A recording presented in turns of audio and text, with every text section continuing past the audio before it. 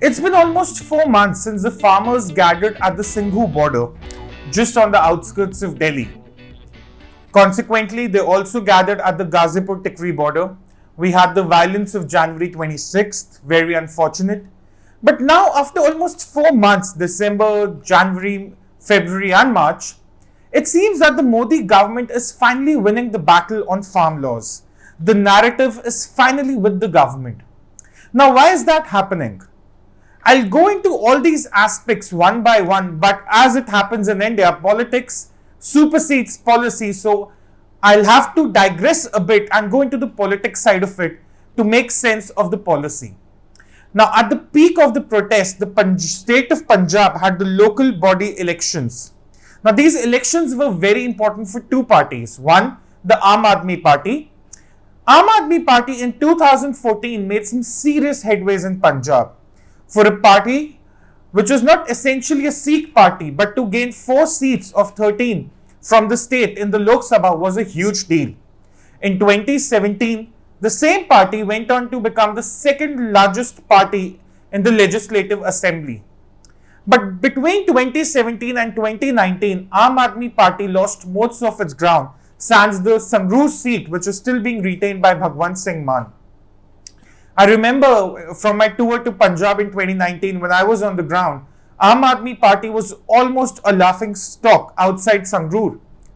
But for this party, these protests provided another opportunity to make another headway in Punjab, to win the hearts again. Now, the local body elections, as they tell us, they are not taking the Aam Aadmi Party very, very seriously. The other party was the Shiromani Akali Dal. Now, Shiromani Akali Dal, it started with supporting the farm laws, then sensing the sentiment on the ground, they walked out of the NDA alliance, which was a big, big move. We've done a lot of videos on this too. You could check out in the Standpoint playlist. But for Shiromani Akali Dal, the problem is way bigger than the Aam Aadmi Party. Between 2007 and 2017, there was 10 years of what many call a misrule of the SAD BJP coalition. The BJP was a second fiddle, of course, as it has always been in Punjab. But the Shiromani Akali Dal, the corruption, the rampant corruption, is still something that haunts the citizens of Punjab. Now, the Shiromani Akali Dal wanted to make some headways too in these local body elections. There was some success, but not significant enough to dent the prospects of Congress in 2022. If I go by the numbers for the municipal councils, of the 1,815 seats, Congress won 1,115 of them, Shiromani Akali Dal won 251 of them, Aam Aadmi Party won 51 of them, and BJP won just 29. So this was a Congress sweep all over.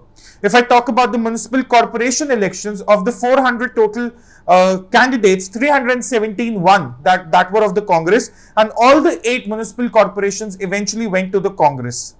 Now, this explains how Congress is looking like the best prospect at this point for Punjab in 2022.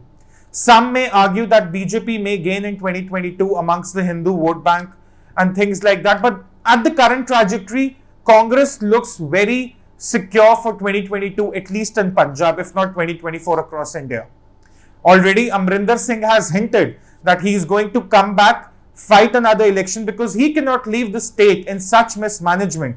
The irony is that for the last 4 years, he's the one who's been governing the state. But that's all about politics. Congress looks solid. Aam Aadmi Party still is struggling. Shiromani Akali Dal are just making dents in some very, very small pockets. BJP is nowhere to be seen. Now, let's come to the MSP factor. This is the one narrative that was bashed very, very early on during the protests. Now, what were the protests about? The MSP will go away. The security of the farmer will go away. Given that 90% of the cropped area in Punjab is wheat and paddy, and most of it is procured by Food Corporation of India and other relevant state agencies, farmers wanted to ensure that the MSP does not go away, and this was for the farmers of Punjab. Now, bear with me for the numbers, because numbers are what help us decipher the absolute truth. They are not feelings, they are not perceptions, they are the absolute truth. Now, of the 40 lakh crore worth of agricultural produce in India, only 2.5 lakh crore worth of agricultural produce is covered under the MSP, which roughly translates to 6 to 7%. Just 6 to 7% is covered under the MSP across India. Now, of course, a majority of this 6 to 7% is covered from Punjab as well, as we'll discover later. But if you talk about 2019-20, there's another very interesting pattern that emerges. If we talk about the 22 crops which are under the MSP, if we talk about the market output value of these 22 crops, the MSP procurement was only 26% as a share of the total output market value, just 26% for these 22 crops. If we take up the 10 main crops under MSP, the share of procurement on MSP was merely 33% of their total output market value. The numbers get far more alarming for wheat, paddy and cotton. Now, one would hope that, oh, there's a public distribution system in place. The 800 million people were fed, under the Pradhan Mantri Garib Kalyan Yojana. So, all the wheat and paddy must be procured at MSP. Turns out, in 2019-20, only 37% of the wheat was procured at MSP as a share of its total market value. For paddy, it was 44%. For cotton, it was 30%. Now, if you leave these 3 crops aside, for the other 19 crops, the procurement was only 9% of the total output market value. Now, this was the one narrative that needed to be addressed very, very importantly, and the government did it very successfully. A lot of analysts, a lot of observers, a lot of opinion pieces also dealt with this in a very, very significant manner. Because one has to understand that these laws are not about the farmers of Punjab, it's about the farmers of India. The 150 million farmers of India, another 450 million people who are directly or indirectly dependent on agriculture. So the MSP narrative was bashed here. But there was another interesting event happening simultaneously as the protests were going on. In terms of year-on-year procurement on MSP from Punjab, this year's procurement was 15 to 20% higher, as a lot of media reports confirmed. But if we talk about the Kharif marketing season in Punjab, the paddy procurement as a share of the total procurement was 33%. The next big state was UP with 10.5% and then Chhattisgarh with 9.8%. So even as the protesters from Punjab were gathered at the Singhu, Ghazipur and Tikri border, questioning the sustainability of the MSPs, questioning the presence of the MSPs in the future, the government was actually procuring more MSPs. That is the irony. That is something no one has been talking about. The third aspect was the APMCs. Now, Punjab, you have to give it to them, has a thriving APMC structure because a majority of the crops, mainly wheat and paddy, were procured at MSP. So, Punjab has a thriving APMC structure. No one can negate that. But for the other parts of India, APMCs have already become a bit irrelevant. I remember authoring a piece on Swarajya. I'll put the link in description as to how APCs are becoming irrelevant for the farmers of India. Nevertheless, the government assured the farmers that the APMCs were there to stay. In my many discussions with various stakeholders and some online protesters, I would rather call them, from Canada especially, I told them that APMC and private sector were two roads the farmer could choose from. It wasn't that the farmers were required to transition from the APMCs to the private corporations. It was A or B. It was rather A and B. One could choose from anywhere, not A or B. Now, moving to the APMCs rather, there's an important aspect of the debt trap amongst the middlemen. Now, if you can Google the 2016 suicide case of Baljit Singh and Balbir Kaur. This was in a village in Punjab. A mother and a son committed suicide together because they were trapped in a debt trap which was left by the father. Now, this is very common in Punjab. It's not spoken about a lot, but it's very common in Punjab for the farmers to be trapped in the debt of the middlemen. Now, the middlemen address the credit requirements of these farmers in an informal manner. The rate of interest is as high as 24 to 32%.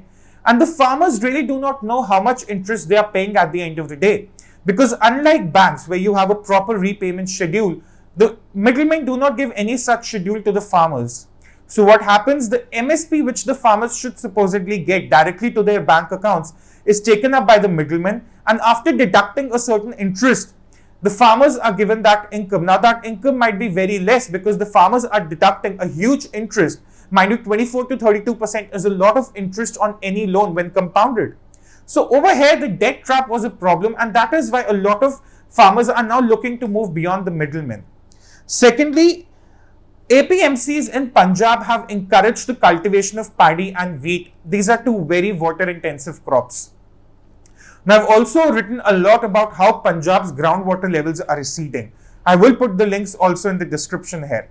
But what happens is when you have every year an assured MSP procurement coming, which is in the case of wheat and paddy via the APMCs, the middlemen also encourage the farmers to go for these two crops, irrespective of what it does to the soil, irrespective of what it does to the groundwater levels, irrespective of what it does to the sustainability of agriculture in the state. Now, in the Punjab Economic Survey of 2019-20, the state government under Amrinder Singh also made a point that diversification of cropping was very, very important, that farmers needed to move away from wheat and paddy.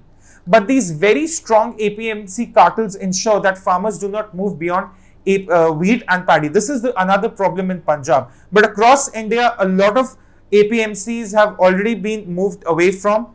Their fruits and vegetables have been deregulated in most APMCs across India, and farmers are already looking beyond it.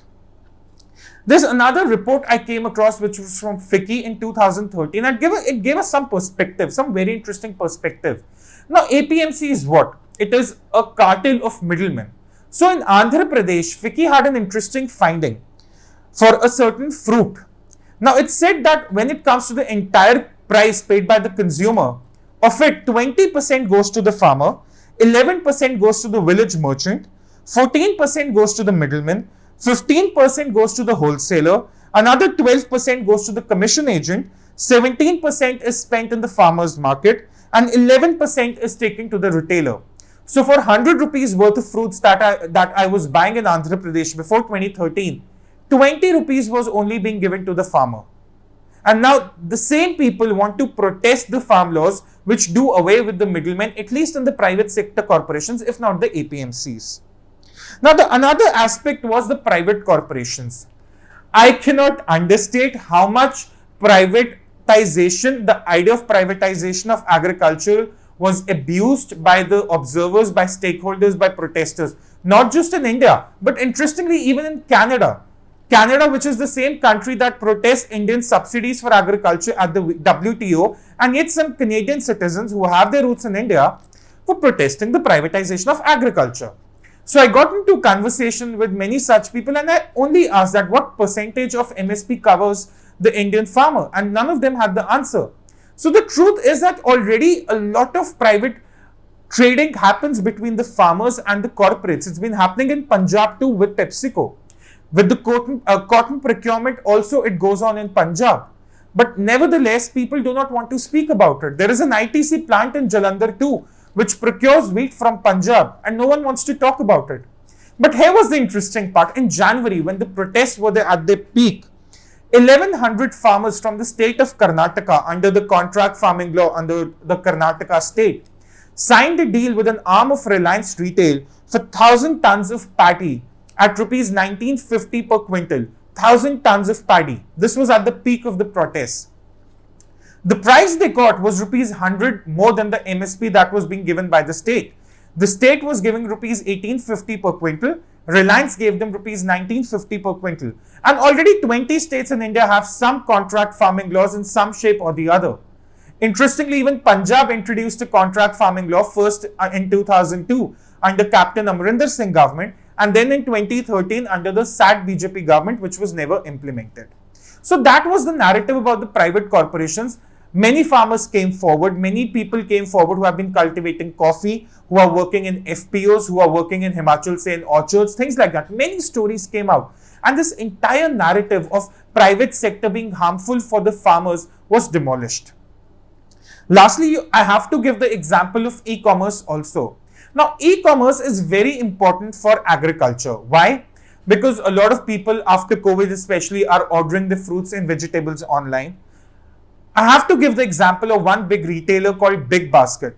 Now, Big Basket already procures 80% of the fruits and vegetables it sells directly from the farmers. Now, this has helped increase their income by 10 to 20%. And it already has 30 collection centers across India. This was in 2019, so the numbers might have increased. But it gets to show that private corporations are working well with the farmers.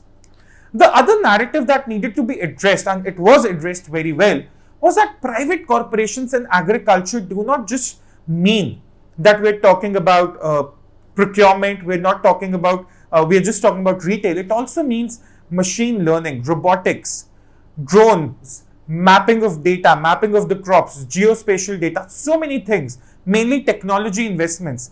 Even the Prime Minister in his recent Mann Ki Baat address to the nation spoke about investments, modern day technology and their requirements in agriculture. Now, the state with its limited resources cannot do that. So this is where the private sector had to step in, is already stepping in, and will continue to step in as the relationship between the farmers and private corporations continues to grow. Also, I have to come to the next aspect of the Essential Commodities Act. Within the protest was mainly against the private corporations. At Singhu, we saw no farmers, no food, Adani, Ambani and all those nonsense, the writing against the geo towers in Punjab. But it was thoroughly refreshing for opposition parties within the Parliamentary Standing Committee to come together and give the green light to the Essential Commodities Act. So the protesters who are still voicing the concerns against it need to rest assured it has the green light from all the political parties.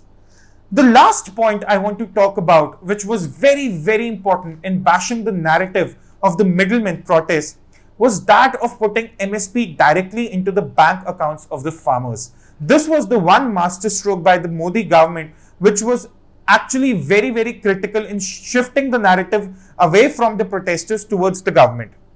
Now, why is it very important that MSPs go directly to the farmers? Just to give you an example, the FCI, the Food Corporation of India, for 2021-22 rabi marketing season has made land records compulsory for procurement to happen. Now, the middlemen were very much against it. There were protests going on in Chandigarh as well, the capital of Punjab and Haryana. But this is very important. I'll tell you why. I'll leave out the data for the state agencies here.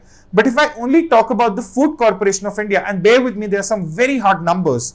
For the rabi marketing season of 2019-20, of the 40.37 lakh metric tons of wheat procured by the FCI, 15.72 LMT came from Punjab. 40.37 total wheat procured by FCI, 40.37 lakh metric tons, 15.72 lakh metric tons coming from Punjab. In the Kharif marketing season of 2019-20, of the 7.52 lakh metric tons of paddy procured by FCI, 2.24 lakh metric tons just came from Punjab. For the rabi marketing season of 2021, of the 38.66 lakh metric ton of wheat procured by the FCI, 14.20 lakh metric ton came from Punjab. For the Kharif marketing season, which is ongoing, for the 6 lakh metric ton worth of paddy procured by the FCI, 2.69, more than 40%, more than 45% rather, came from Punjab. So you see how much important is Punjab to the FCI when it comes to procurement. Now, the Modi government has said that we would like to put the MSPs directly into the bank accounts of the farmers. The middlemen are resisting that change. Why are they resisting that change? Because as we discussed earlier, it gives them, it frees the farmer from the shackle of the debt trap. It avoids the farmer being lured by the middlemen for informal credit. And eventually, in a couple of years, in 4 years, as a lot of credit history for a farmer becomes available, they would be eligible for formal credit from the banks. Now, this was the one masterstroke that went unnoticed in a lot of media circles, but it needs to be spoken about because even now, the farmers are resisting putting the MSP directly to the banks of the farmer. The government wants to put the MSP directly to the farmers. The middlemen are resisting this move. Now, it's been 4 months. The government is pretty sure it's not going to repeal the laws. The farmers are starting to move back to their villages. If you go to the Singhu border, the rush is not as intense or as dense as it was once before. Sure, there are tents, there are people, but it's starting to dilute. And as the summer heat settles in, One must ask, has the Modi government, without an iron fist, successfully won the battle on farm laws? From what the data shows, from what the situation on the ground shows, it surely has. Thank you.